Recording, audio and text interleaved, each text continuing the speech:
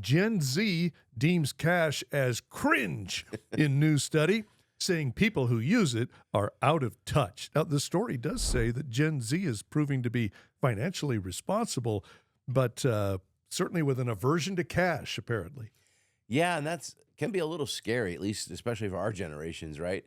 But you have to understand is they've grown up with a phone in their hands since they're 8 to 10 years old on average. Yeah.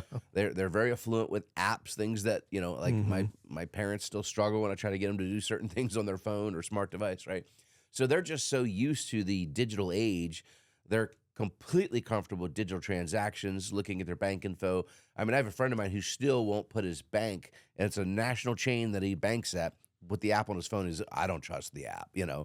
and I get it, right? So, but the problem is when you control all currency digitally, what happens if that shuts off? I'm not saying somebody would, but we've had people over in the European Union talk about how they would have social credits to allow you to use your digital currency at certain points. Like you've eaten too much red meat this month, so your digital currency no longer works.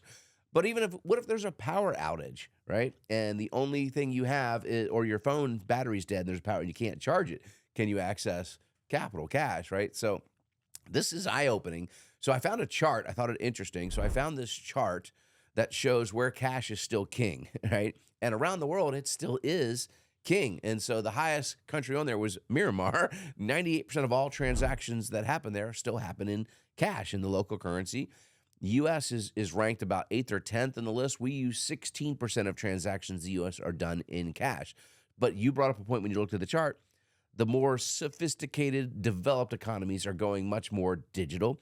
And let's face it makes it convenience. But I still think you should be teaching your kids and your grandkids the power of cash, having cash. I mean, I have to have cash in my house at all times for my wife. I mean, she is just adamant about that. You just would not feel safe without a certain amount of cash on hand. And I just have fun. If you go somewhere on the weekend or get an ice cream cone, pay with a $20 bill and let the young man or woman behind the counter count up the cash, and they don't know how to do it. Like when I owned my pizza restaurants, now in the later years, we were automated with computer systems, but in the early years, we just had a cash till. Everything was paper.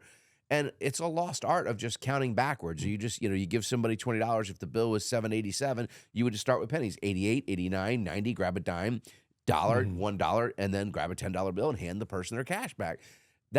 They look at you like you're strange. And then for fun, if it's, $20.11, you give them a 20 and 11 cents, and they're, they don't know what to do.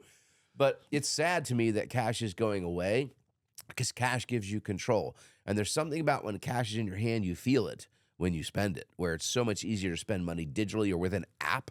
Every time you pull that app out, you don't even see the money. But when you pull a C-note out of your pocket and you break a $100 bill at the store, it hurts. I mean, to me it does, and I'm like, oh. Yeah. And then that seems, whatever the change was, whether you bought a $20 number or $70, that change just disappears quickly, right? So I think cash is a great instrument to teach kids. So I still give cash to my kids at Christmas, as a gift, and let them spend cash.